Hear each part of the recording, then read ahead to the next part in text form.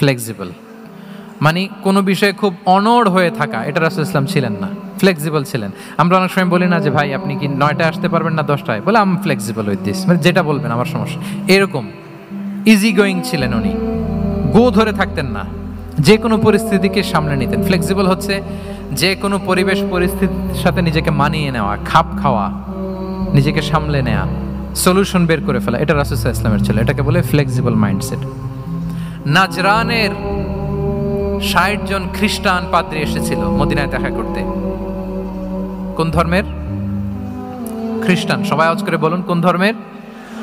খ্রিস্টান। এখন এত মানুষকে সম্মানিত মেহমানকে উনি কোথায় বসতে দিবেন? পরামর্শ করলেন কোথায় বসতে দেওয়া যায়।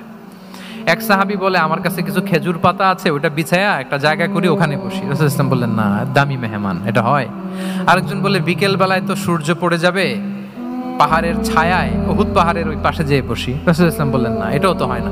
বলতে বলতে ওই 60 জন পাদ্রী চলেই আসছেন এই মানে বিদেশি মেহমান, ফরেন ডেলিগেশন। কি করবেন? রাসূল ইসলাম 60 জনকে মসজিদে নববীর ভেতরে নিয়ে বসালেন। সুবহানাল্লাহ পড়তে পারলেন না? মসজিদে নববীর ভেতরে বসালেন। এবং সিরাতে ইবনে ইসহাকে এসেছে যে তখন ওদের আবার ইবাদতের সময় হয়েছে, রাসূল ইসলাম তাদেরকে ইবাদতেরও সুযোগ দিয়েছেন। তাদের কিবলা পূর্ব দিকে, তারা পূর্ব দিকে হয়ে 60 জন ওখানে ইবাদত করেছে, তাদের ধর্ম রীতি অনুযায়ী সালাত আদায় করেছে। দেখেন কতটা ফ্লেক্সিবল ছিলেন রাসূল সাল্লাল্লাহু আলাইহি ওয়াসাল্লাম।